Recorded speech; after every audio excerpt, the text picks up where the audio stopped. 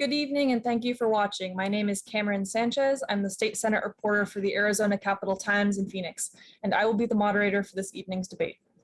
The Citizens Clean Elections Commission is the sponsor for this event. As the state's voter education agency, Clean Elections hosts debates so voters have the opportunity to hear from candidates directly, ask questions on the issues that matter most to them, and vote informed. Candidates that have a contested primary election have been invited to participate in the debate. Candidates that have opted into the Clean Elections Clean Funding Program are required to participate, while traditional candidates are invited and encouraged to attend. Please note that candidates from both the Senate and House may be participating in the debate tonight.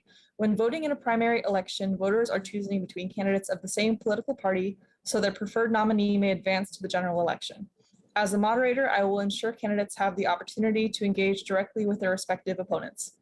The questions that will be asked this evening are coming directly from voters. Leading up to the debates, Clean Elections conducted outreach to voters across the state asking for questions for the candidates. Additionally, Clean Elections surveyed voters to learn what issues are important to them. This survey data, along with input from the experienced journalists at the Arizona Capitol Times, Arizona Agenda, and Green Valley News, and Sahuarita Sun, have been utilized to guide the discussion so it best serves voters. Of course, we want to hear directly from you, the voter. So voters that are watching this debate live, you can submit a question anytime by email at debates@kc-a.com, texting 480-808-1814, or calling 480-937-1253. Please specify if your question is for a specific candidate or for all candidates. We screen questions for clarity to eliminate duplications, speeches, or personal attacks on candidates. The debate is scheduled for a half hour, so we may not get to all audience questions, but we will do our best. Candidates, you will have 1 minute for your opening and closing statements and 1 to 2 minutes for your responses to voter questions. We encourage an open exchange of dialogue between opponents. If you feel the need to respond to another candidate's comments, you may do so. I may limit responses for time management purposes, and we remind the candidates and the audience that this is a respectful, courteous, and professional environment. Our goal tonight is to connect candidates and voters so our electorate may vote informed. Candidates running for the State House are, I suppose we only have Michael here with us. Michael, is it Carbone? Yes. All right, Michael Carbone is here with us. The other candidates running are Joel John and Timothy Dunn. Now, candidate Carbone, will you start your opening remarks, please? Absolutely. And thank you to the Clean Elections for putting this on. It's appreciated. I'm glad it's great civic duty for y'all, what you do, and giving us folks that are running for office the opportunity to introduce ourselves and talk about the issues that are concerned to our voters here in the state of Arizona. Yeah, my name is Michael Carbone. I'm running for the Arizona State House for LD25. I've been an 8-year resident in the city of Buckeye, a Chicago native. I have a beautiful wife of over 20 years, 4 beautiful children, a successful business owner. I've also worked both in the public sector and the private sector as a consultant. I'm a first-generation Arizonan. I have 2 daughters that just graduated last month from ASU. One is a registered nurse. The other one's moving to Fort Collins next month to the #1 university for large mammals, which she's going to become a veterinarian because she wants to serve her community when she gets back here in 4 years because there's such a demand for those folks, or for those animals, the cattle and such. So I've been elected to a school board. I've been appointed by my prior mayor to the Liquor Commission. I created the first human sex trafficking task force in the Lake County, Illinois, which is going strong to this day. I've also been in several committees and boards in my professional career, which goes over 20 years, 2 decades. Very proud of that, and I've always been a servant leader to my community. But I look forward to the questions this evening, to talk policy, and to talk about how we can make Arizona better and greater. I also, unfortunately, my opponent's not here. I want to talk and clear the air about my personal record, which has been out there. I've never hit it, but it's been out there for almost 30 years ago. I got in some trouble as a child, as a teenager in college, but I'd be more than happy to answer any of those questions and clear the air, because I'm here running for office to talk about why I'm running is to make Arizona better, and 2, to talk about why my opponent won't talk about his record. That's why I'm running. So thank you. I look forward to the questions this evening. All right, thank you very much. And you can mostly disregard what I was saying in the introduction about time limits. I think that the time limits aren't super necessary tonight. So let's get started with a little bit more about why you're running. You said that, you haven't been in the legislature before, if I understand you correctly, and this is your first time jumping into the fray. What inspired you? So I moved here 8 years ago to this beautiful, great state of Arizona. It is, there's a reason why we're the hottest job market, we're the hottest economy, the hottest for growth. Buckeye, when we chose Buckeye, was because it was the fastest growing city in the country. And in coming here to get out of the rat race back in Chicago, in the corruption, the politics, and of course the bad weather, to move to the great weather, the low taxes, great opportunity for my children. Like I said, these two just graduated. I don't know if that had been a great opportunity for them back in the Midwest in this climate that we're facing. But moving my family 2,000 miles away, it wasn't easy to do. But I worked so hard. I had a successful business. My wife at the time was a teacher. Now she's a principal. I still have our business. I was a successful CFO for a couple of school districts. I just left a town. I did some uni work, and it's just, I'm hunting, I'm fishing, I'm shooting. I do all those things that I did when I was a child, and I haven't done because it's more about quality of life here in Arizona than it was back in the Midwest. I think we have that attitude. We got to work, work, work. Here, Arizona gives us all a great opportunity to do other things. And like I said, it's a beautiful state. I always tell folks, I wish I went to ASU going into college. Then I went to University of Georgia my first year. I would have never left this state. There's so much opportunity, and we need to continue that. We need to keep and fight for the low taxes that we currently have and make sure that doesn't go and escalate. But that's really the reason why. But like I said, I love this state, and it's been great for my family, and I couldn't talk more highly about it. Sounds good. Arizona loves to hear it. Let's talk a little bit more about the economy. There's been some concern, obviously, about inflation. Affordable housing is an issue that's been hitting everyone hard. Can you talk about some policies that you would support to combat the price of living in Arizona? Absolutely. Let's talk about inflation first. Inflation, there's not a lot we can do, but there are some things we can do. Like this year, our budget, we had a massive surplus. Last year, our budget was about $12.6 million. This year, we had an $18 million budget, and they didn't really do anything with taxes to cut taxes. Another reason why, I decided to run. Yes, the budget just got passed, but there's things that we can do as a state to help offset some costs, even whether it's temporarily or permanently. One of the reasons why I moved to the state was because the things I heard about this guy running for office called Governor Ducey at the time, this is back in 2014, and he wanted to eliminate the state income tax. They've done a great job. I'll give them credit. They brought it down to 2.5%. But in this cycle, what's happening with all that surplus, they really should have done, they didn't do anything really for tax cuts, zero. And I would ask why. We could have done a temporary gas freeze. That would help some folks. We could have done elimination of the state tax maybe for a year, use some of that surplus. They use that money in some really great areas, which I'm sure we'll talk about moving forward. But in regards to the inflation, those are some things that we could have done. When it comes to housing with rents, we have one of the highest rents in the country. I think Chandler was just ranked the highest rent in the country. I think that's what I just heard about a few weeks ago. What can we do? I mean, that's a tough question. I'm not one to control rents. Being a past landlord owning investment property, we had caps in where I came from. And I'm a real estate agent as well, a broker. But we want to make housing affordable. Here's what I've noticed in my house, or I'll even use this. I bought into a franchise for coffee kiosks last July to build that 700 square foot drive-through kiosk. It was going to cost me $360,000 to build. We just got quotes for $977,000 to build it. Now we're looking, how do we even work in Arizona, or we have to move out of state because it's not reasonable. I don't make no money, right? As a business owner for profit. But when it comes to housing, the same thing. There's so much demand for labor, right? We don't have enough labor for whether they're framers, electricians. I just met an electrician at the Buckeye fireworks show Saturday night. He's from Tennessee. He just flew in. He's making almost triple what he was making out in Tennessee just because of the work here. There's such a demand. The way we fix that is a vocational school, I think, is a start. It's not a first right away fix, but what we can do is really promote our vocational. Arizona, I think, does a great job, but I think we can do a better job and get these kiddos into vocational, not saying, hey, you don't need to go to college, go to 2-year vocational.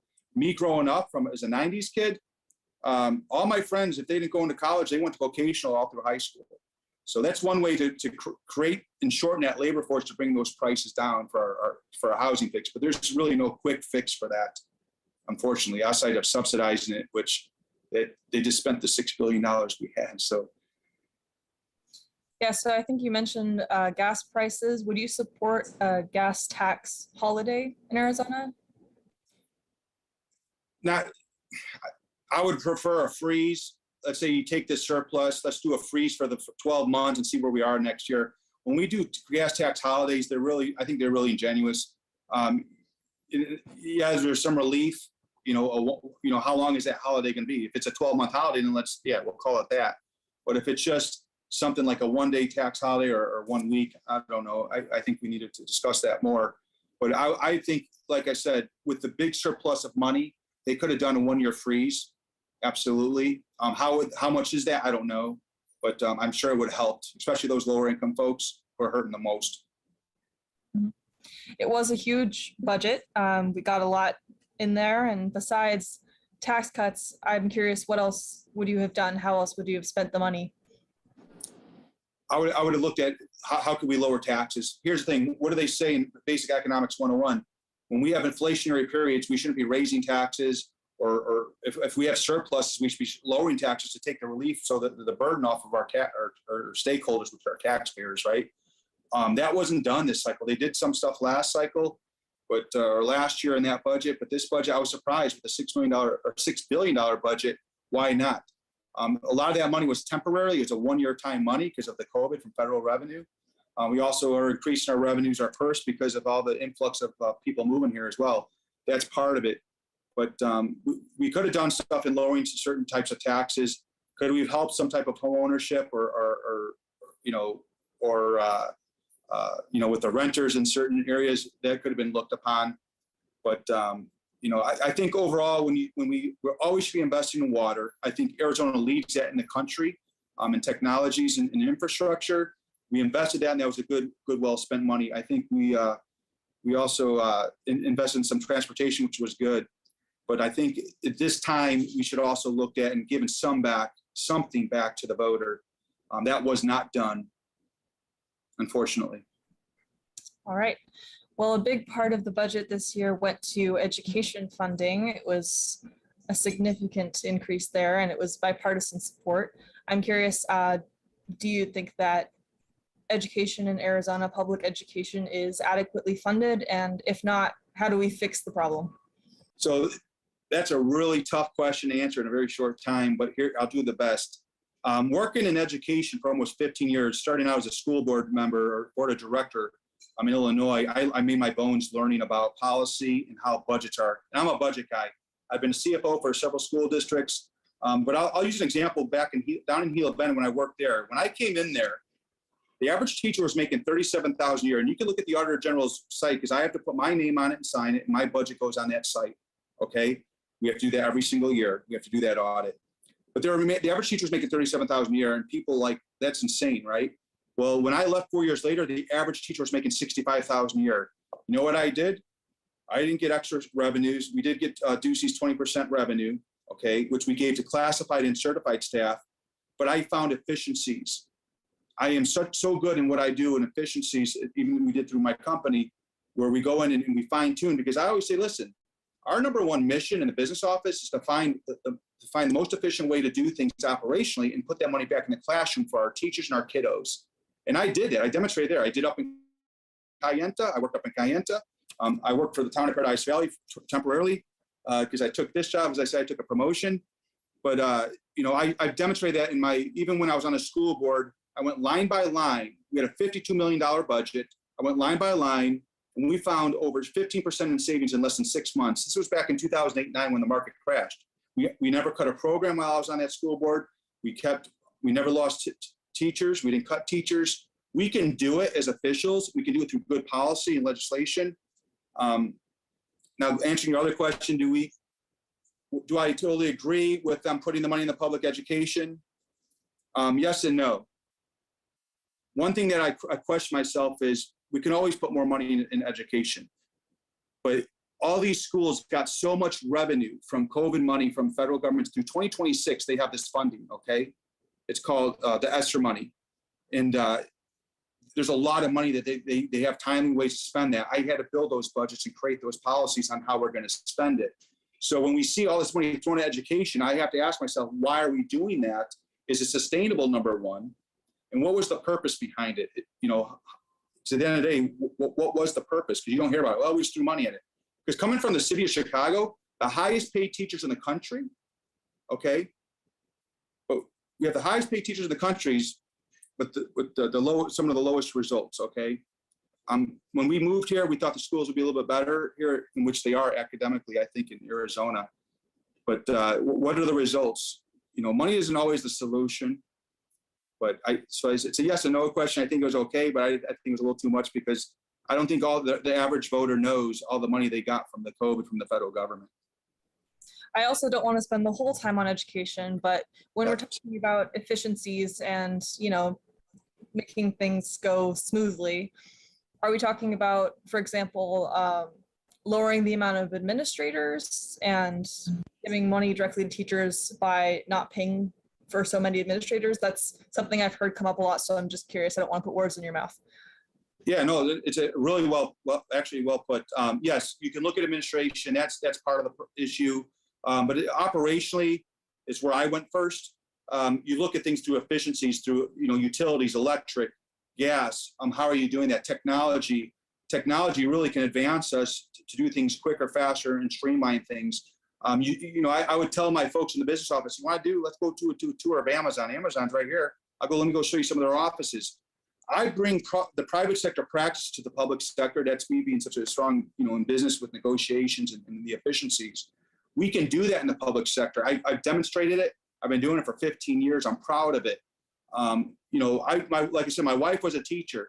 My son's a business manager now, and my daughter-in-law was a teacher who just got promoted to assistant principal.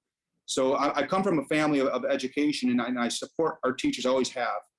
But there's things that we don't do well in public education, which I think we should. And I think just having good talent, right? We want good talent. But we want to make sure we value not just our teachers, but we also need to value the classified staff. They're the ones that make everything work, right? Our teachers get the kids smart, and the other guys that make everything work. So, but there's a lot of things you can do efficiently: bus routing, transportation. I mean, I go line by line when I go through my budgets, and we'll find, like I said, you'll always find 10%. We do it in our homes. We can find the money in our own home. We can do it in our businesses. All right, thank you. And this is coming live from someone watching. The question is about abortion. It is, what is your position on abortion? And I'd like you to be specific, please, because there's a couple of laws at play here. Yeah, no, absolutely. And I thank you for that question. I'm proud. I'm pro-life. I was on the board of directors for the pro-life Lake County, Illinois for 4 years until I moved out here. I'm as pro-life as you can get with obviously the health of the mother. Rape or incest. I think that's when it comes to those decisions, it's between your faith, your person of faith, whoever you believe in, and then that's the decision between you and your doctor when you come to the rape and the incest. And I'll leave it at that. So we do have 2 laws on the books. We have a law that was just passed in this most recent session that limits abortions to 15 weeks. So before 15 weeks you can, after 15 weeks you cannot. And then we have an older territorial law that may or may not go into effect, still unclear, that is a full ban on abortions, although both of those laws have exceptions for the life of the mother, is my understanding. No exceptions, I believe, for rape or incest. Do you have any thoughts on which of those 2 laws should be in effect in Arizona? Yeah, one of the beautiful things that happened here with Roe v. Wade, and you got to understand, I'm a 1973 baby, so he tells you my age. I was supposed to be aborted. My mom, she was 17, all right, and the man she had conceived with me, her family, they're a very prominent family. They wanted her to abort, and they put a lot of pressure on her, okay? And I'm just going to go off of my experience. So coming from that, to understand, folks, I came out, I think, a pretty good guy. I've done a lot for my community. I have a beautiful family. I'm proud of my children. They're becoming good servant leaders in their community. As I spoke earlier, I'm not going to speak to the laws. The states have that right. But what I'll tell you, what I believe in, if I'm pro-life, When it comes down to rape and incest, that's between your spiritual advisor and your doctor in those categories. Outside of that, it's none of my business. All right. Well, let's move on from abortion and talk about water. Water is a big issue in Arizona every year. And going back to the budget, we spent a lot on it. It could go into a variety of different channels. Desalination has been brought up several times, but also conservation, toilet to tap, so-called purification programs. Where is the water going to come from? Can you talk a little bit about your water policy and your water priorities? Yeah, so of course, Arizona, water is an issue that's, I think, ever going, especially in this we're, over 20 plus year drought. I'm not, one thing is a business, owning your own business, you have a little bit of sense on how to delegate and know what you're good at, what you're not. Coming to Arizona and applying for a real estate broker, which is, they have like semi-reciprocity, and I'm learning about this water stuff. This is, 8 years ago before I moved out here. I'm like, wow, this is technical. It's difficult. It's hard to understand. There's people that go to college for this stuff. So here's the thing. We're the leader in infrastructure and technology. I think in a lot of ways, we've proven that. I was impressed with the engineering in this state because the way we conserve, the reclamation of it. I think they did a very good job in investing. I think whether it's me or anybody that's running, I think we're going to be on the same issue, at least in my district, okay? But here's the thing. When it comes to figuring out how we're going to do it in policy, I'm going to go to the experts. Those are my constituents, which are the farmers, right? Big farming ag community. They know it better than anybody because they live it, die, and breathe it every single day. And then I'm going to go to my city councilman like I do with my mayors and that and talk to them. I have two big mayors, and there's a few in my district. But I'm going to go to them and talk to, they have the experts on staff, and sit down with them and talk to them and get counsel and advice and get those policies so they're right. That's called representation. I can be the education leader and know everything about education. I'm pretty strong in it. I'm an advocate in that area. But when it comes to specific technical things like water, which affect the entire state, millions of people, we live or die, right? We need water. I'm going to stick to the experts on that. All right, you mentioned talking to farmers, and this district, LD25, is very large, it's very rural, involves a lot of agriculture, which takes up a lot of water. Do you want to talk a little bit about that, protecting water use for agriculture and why that's important, or how that's important to your constituents? Well, it's an artery. It's a main source of revenue for the state. Maybe not a large, but we need to feed people, right? And we create some, from what I've learned in my district, we create some of the best alfalfa, some of the best cotton. We're the leader in the world for lettuce down in Yuma. So I mean, they're these guys, and I learned this from the farmers. So my grandparents, my great grandparents, were farmers. They were farmers in dairy and corn, DeKalb, Illinois, which people know where corn come from. They hear DeKalb. So I got a little bit of a taste of ag in my blood. But like I said, I'm not an expert. This is a different territory. It's water. Like I said, I talk to those folks. It's an artery for our community. I don't want it to change. I love going down, driving the highway and smelling some of that smell some people don't like because it reminds me of Wisconsin, Illinois, or Wisconsin border. There's a lot of dairy up there, but it's when you breathe that, you grow up to that. It's nostalgic to that, and I respect it. I respect our farmers. They're hard workers, and like I said, they're the main artery to my community, my district, and I'm going to support them every way I can. This is not at all related to that, but I did hear the word border. And in our budget this year, there was a lot of money allocated to a border barrier. It sounds like a fence more than a wall. Is that a priority for you? Should we finish that fence or wall? It is a priority. It's one of the main issues that's in the voters' minds, is border security. Let me tell you, my opponent, Joel John, voted against certain things by promoting folks to come over by in-state tuition, consulate cards. And let me just point out, since Joe Biden, and I'm going to make this is a federal issue and a state issue. Joe Biden, since he has been in office, over 100,000 people have died from fentanyl overdoses. And if I want to get into my constitutional mode, Article 4, Section 4 of the Constitution says the federal government's supposed to protect our borders. And if they don't, we can go to Article 1, Section 10 in the Constitution, which we feel we are invaded. If you heard this morning, Texas just put it out there. They're being invaded now, and I think there's reason why they're saying it that way in the language. We have a right as a state to protect our own borders. We need a strong legislation. We need a strong governor that's going to protect our borders. We got to stop this. This is not 100,000 people have died in less than 18 months. That's horrible. Okay. They did a good job by putting the money into the border. I'm proud of that. I've been putting a lot of pressure on certain legislators in my own district outside of it to make sure we get something. We need to do that. This is out of control what's happening. You know, even in my own district, people are dying from fentanyl overdoses. This is terrible. This is something that can be avoided. Should we finish the wall? I think so, yes. You know what? Whether you like Trump or not, I thought his policies were phenomenal. I'm a Trump supporter. But let me tell you, we had the lowest issues over that border in almost 40 years since Reagan. That's something to be said of. And now it's completely upside down. And here's the question. I think in the last 18 months, we've had over almost 8 or 9 million people come over illegally. Where are all these folks going? No one knows that answer. Legislators don't know it. I ask it all the time. Where are all the folks going? And who are these people? And are they going to our schools? How are they affording the housing? We have 11 million job openings, but no one's being filled. How are they affording their housing? How are they affording the schools, the hospitals that we use every single day? We are taxpayers, and we need to have some type of order. Being in a border state, I'll make sure that happens. Unlike my opponent, he's voted against border security. He's voted for consular cards, and he's voted for allowing in-state illegals to go to school for free in-state tuition. I mean, come on. So you're saying that It's an incentive. illegal immigrants should not be able to pay in-state tuition in Arizona? Say that, in-state tuition.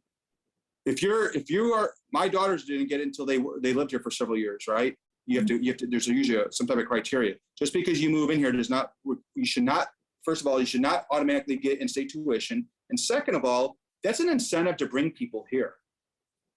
That's what's going on. All of these folks, and I know, I understand, I'm compassionate, I'm a good Christian. I understand, I've been in communities, I've worked in communities where it's poor. But that's not our responsibility. We have problems with drugs, crime everywhere in all of our major cities, and we're just adding and exasperating it by allowing folks to come over. We all want to help people. We can't save everybody. My family, I have Italian immigrants that moved over here, and they had to follow the same process as everyone else. You know what? One thing to say, and people don't talk a lot about it, Trump had the highest minority vote since Reagan. Highest minority vote. That speaks volume. I think the people that came through the process, just like everybody else in the past, they're supporting him, and they support those policies. You shouldn't just get to come over for free.